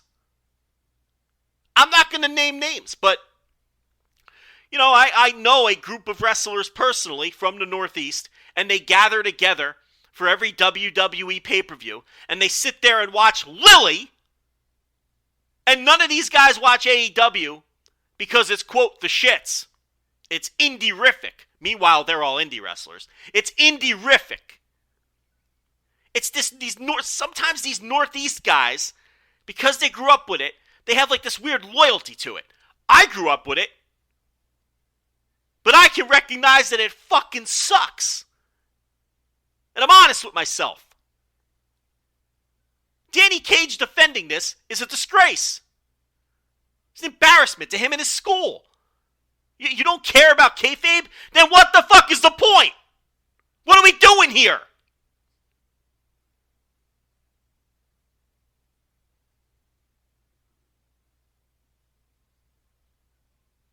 Why don't you just tell me who's going to win all the matches while we're at it, before the show starts? Hang your little cage up there, above the ring, and just a neon flashing sign that, none of this matters, and just tell me who's going to win all the matches. Why does it matter? Why does it matter? Who cares? It's worked. It's fake, Okay. Then what are we even doing here? Why even do this? I'll go watch through Mad Men for the fourth time instead. That makes sense. Nothing ever happens, but at least the show makes sense. I'll go watch through Sopranos for the 18th time.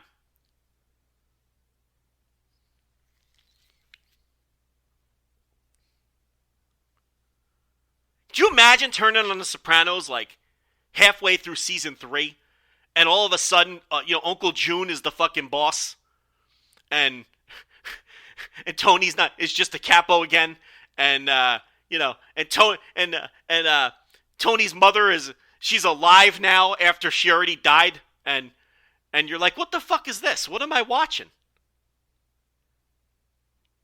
And you went on Twitter and were like, hey, what's going on with The Sopranos? Everything is Livia's alive again. Uncle June is no longer in trouble on house arrest, and he's running the family, and Tony's like a side character. Hanging out with Gigi. What's going on here? And people replied to you, it's a fake TV show. Who cares? Why does it have to make sense? And one of those people saying that to you was like a showrunner for another show on TV. Like the guy who fucking, the guy who made Lost jumps into your mentions and is like, maybe that's a bad example because people tell me that show didn't make sense. But you get the idea.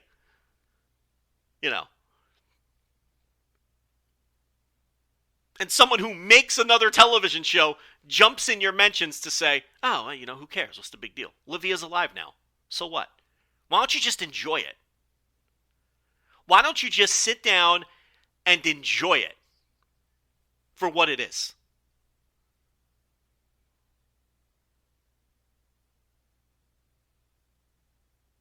I mean, it's no different. This is an apples to apples comparison. These people are out of their fucking minds. And only WWE gets this kind of pass. If Tony Khan had a cage hung over his ring for the first 45 minutes of a Dynamite, okay, with no cage match announced, and then Chris Jericho and Dan Lambert get themselves into an impromptu fucking promo battle, and then Dan Lambert challenges Chris Jericho to a cage match against Andrei Arlovsky. And then Excalibur says, we got word from the back. Tony Khan says he's going to book that match and it's happening tonight. And then the camera pans up and the cage is already over the ring. How do you think these same people would be reacting? You think they're going to give Tony a pass? You think they're going to say, just watch the show and enjoy it? It's all fake anyway? Not a chance!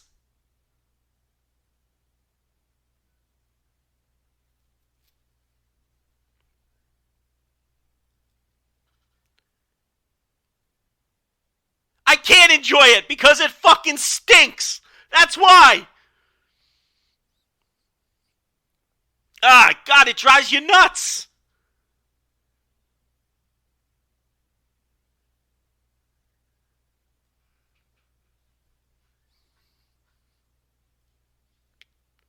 The Usos defeat the Street Profits and successfully defend the SmackDown Tag Team titles. This was, the best way I could describe this, is a solid television match. If you've seen these two teams wrestle before, I need a second. If you've seen these two teams wrestle before, then you have in fact seen this match before. That's what I'm trying to say. And you have seen them wrestle before. They've had many matches on television. They had another one at Extreme Rules 2021 from the Nationwide Arena in Columbus, Ohio. Good, solid professional wrestling match. Followed by Charlotte Flair defeating Alexa Bliss for the Raw Women's title. A lot of title matches on this show. And the match was fine. I see a lot of people going overboard on the quality of the match. It was fine. But the post-match is what everybody is talking about. Charlotte Flair tears up the dopey little voodoo doll, reducing Alexa Bliss to tears.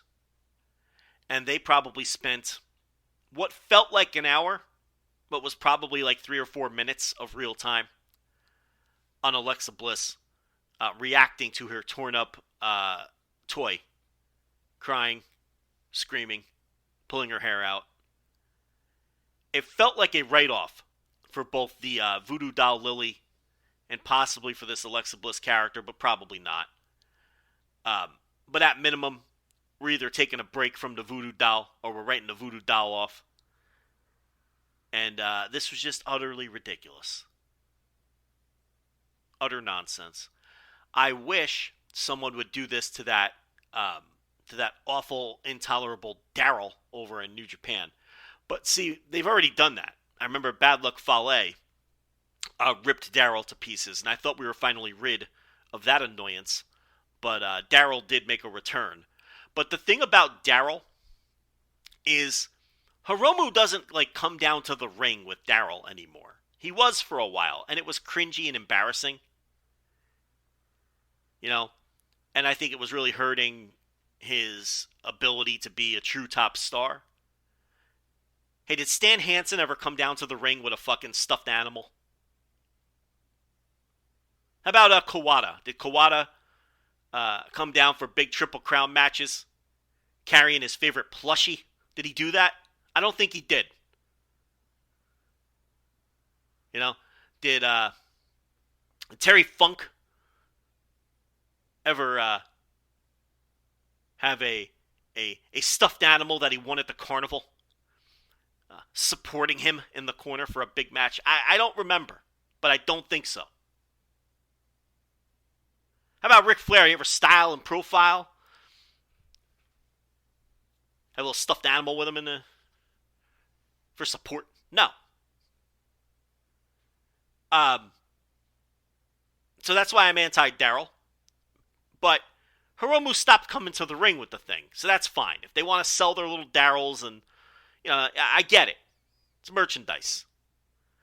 But Daryl, is not like the voodoo doll in that it doesn't have any mystical powers. Daryl is just a literal toy, and it's just cringy and drags Hiromu's star power down. Whereas the voodoo doll has mystical powers. It winks to the fucking camera. It's utterly ridiculous. That's the difference. And maybe this was a write-off. Maybe it wasn't. Maybe we get a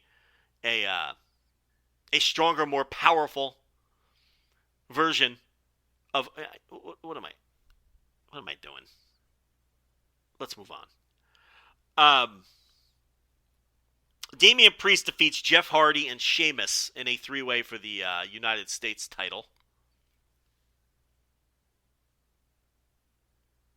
Decent little match. Priest does a schoolboy gimmick on Sheamus for the win after Sheamus hits a bro kick. I think that's what he calls it. On Jeff Hardy. So typical WWE 3-way. Someone gets a surprise pin after the other guy hits his finish.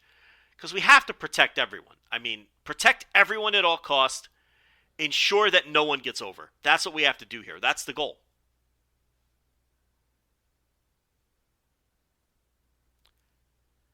Becky Lynch versus Bianca Belaire. This ends in a double DQ or a no contest or a fucking, I don't know. What does Wikipedia say? Wikipedia says this ends in a no contest after outside interference. What does Cage Match say? Cage Match is calling this a no contest. I guess it's a no contest. Again, the match was fine. It was well on its way to being like a 3 1/4 with a really good finish, a 3 1/2, 3 3/4 kind of match. Like most everything else on the show. And then after, 17, 18 minutes of good action, Sasha Banks shows up and just beats everybody up. you know. And then there's, we don't get a finish.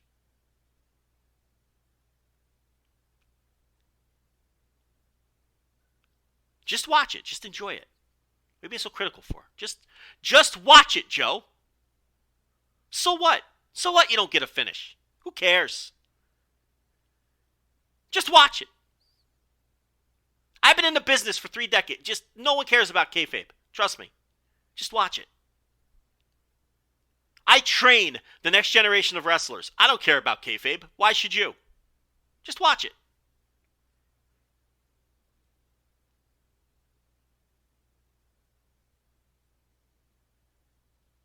I mean, what are we doing with Bianca Belaire here? Now, we're going to get some dopey 3-way, which does nothing for anyone, as I just demonstrated with the previous match. Yeah, maybe Bianca Belaire will win that, or, but it'll be after the man,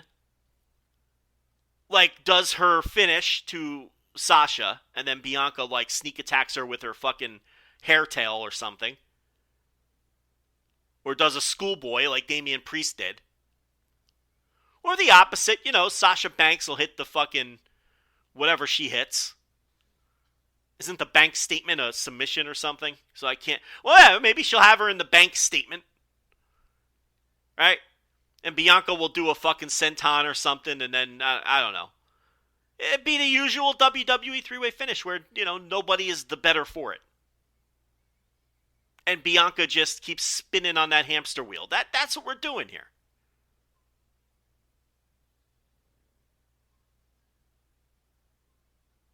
This show fucking sucked. This show sucked.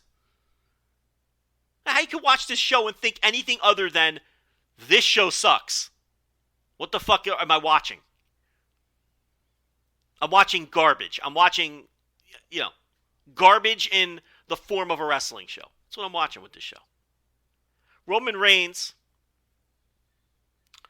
defeats the Demon, Finn Balor, in an Extreme Rules match, which was going along just fine. I don't even... What am I supposed to do with this? What do you want me to say?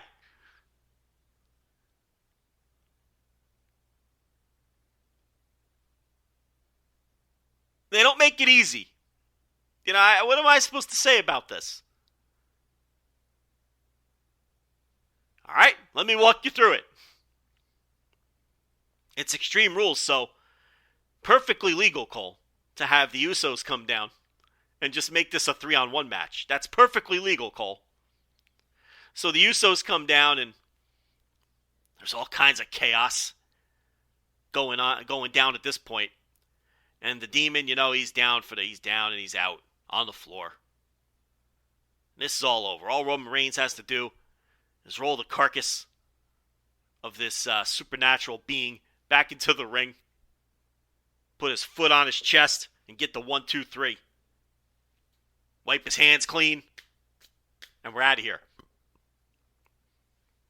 Another big win for the man who wishes to be acknowledged. But no. We hear the Demon's music. And we hear the heartbeat of the Demon. And with each beat of the heart, the body of the Demon is flopping around on the floor like a fish. Because the heart is beating again. Which begs the question, was the man dead prior to this music turning on? The arena lights go down, the red lights come on. We hear the literal heartbeat as he is pumped back to life.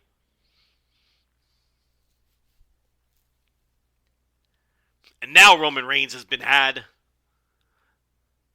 I don't know why the Demon didn't use his magical powers earlier in the match to just overpower Roman Reigns. I guess he had to die first at the hands of the SmackDown Tag Team Champions, the Usos. They had to murder him first for him to turn on these superpowers. The fuck? What is this? What is this show? What is this company?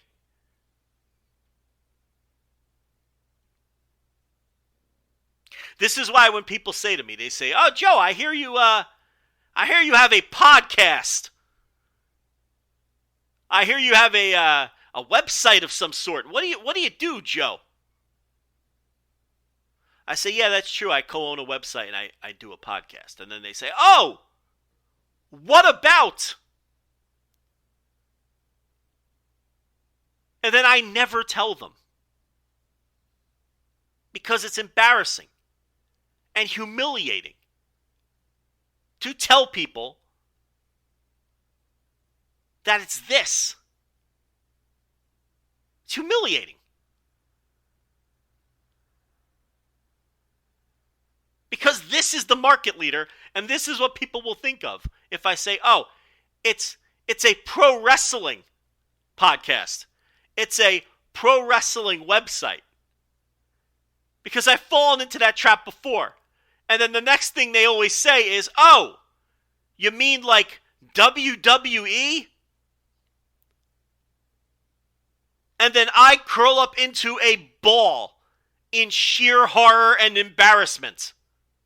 So now, I don't even tell them. In my mind, I'm thinking, why are you talking to me? Stop asking so many questions. You nosy piece of shit. But you can't say that to someone who's just being friendly. So I simply dodge the question.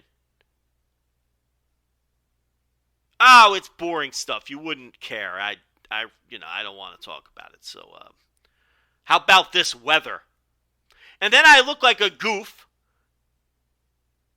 for saying that my podcast and website are boring shit that you wouldn't want to hear about. And they get this look on their face like, why is this guy blowing me off? I'm just trying to be friendly. But that's less humiliating than telling them that it's a pro wrestling podcast. It's less humiliating because of shit like this.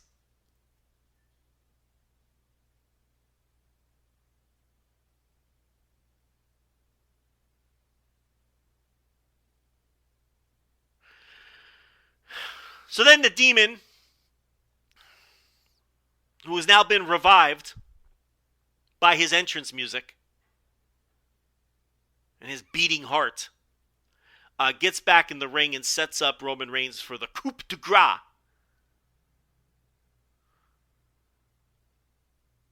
And the top rope of the ring falls off just at that point, collapses, collapsing the demon's body to the mat,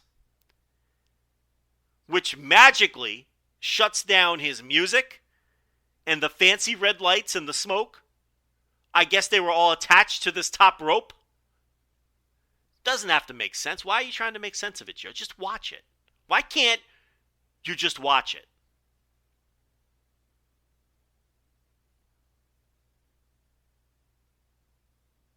Why can't you accept, Joe, that The Wire is no longer about drug dealers and cops and how they interact in the streets of Baltimore, and now it's a family sitcom with Omar as the patriarch? Why can't you just accept this? It's fake anyway. Why does it have to make sense that now The Wire is about Omar's home life and he has a family and some precocious children who are always into some kind of mischief?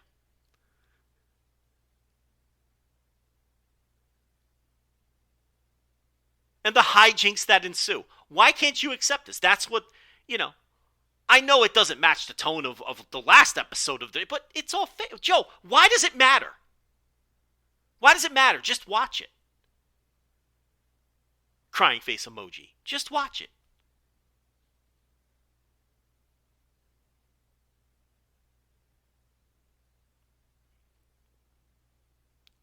So then the top rope collapsing and Finn Balor falling off the top rope immediately reverted the demon back to Finn Balor, and he didn't have magical powers anymore.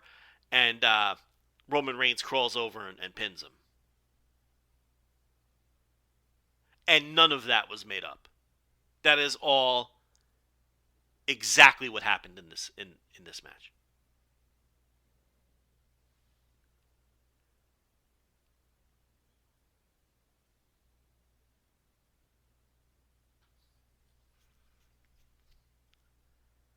And that was Extreme Rules. From the Nationwide Arena in Columbus, Ohio. $9,500 paid. You have to wonder. Now look, children and mouth-breathing imbeciles are going to enjoy this kind of thing, right? Children and the lowest adults among us, like, people that you would never associate with in real life, they're going to enjoy this kind of thing. But you have to wonder what percentage of the 9,500 people at the Nationwide Arena in Cleveland, Ohio, were so put off by this nonsense that they'll never buy a ticket again. And look, I'm not suggesting it's half the people or even 10% of the people. Because if you bought a ticket to begin with, on some level you enjoy this trash. On some level. But what percentage do you think of this, let's call it an even 10,000 people, are just, this was the final straw? It has to be some portion of that crowd, right? A couple hundred? A couple dozen at minimum? Who have just, I can't. And I think that's what's been going on over the last few years with this promotion. It's every progressive week they lose a couple dozen more. Where they're just like, I can't do it. There's a voodoo doll that winks at the camera. There's a serial killer fiend who feeds people to alligators. There's a literal demon whose heartbeat is revived by his entrance music. But all of a sudden is powerless because he fell 4 feet to the floor from the top rope.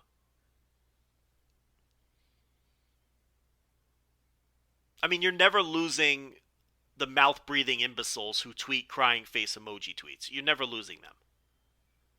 I mean, that's who this is for. They eat this shit up.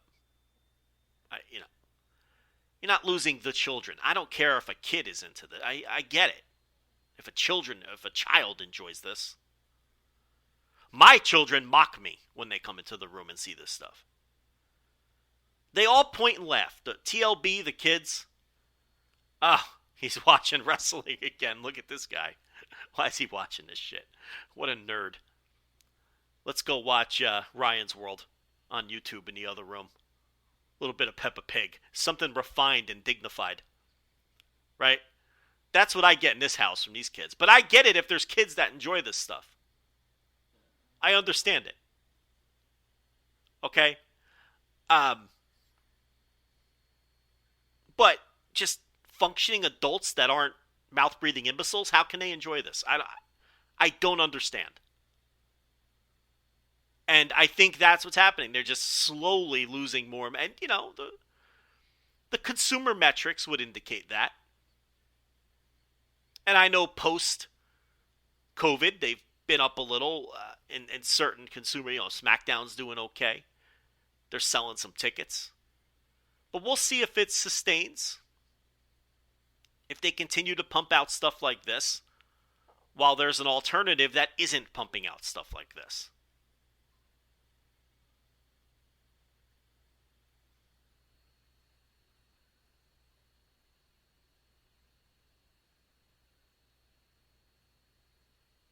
Hey, it's real bad. WWE is real bad.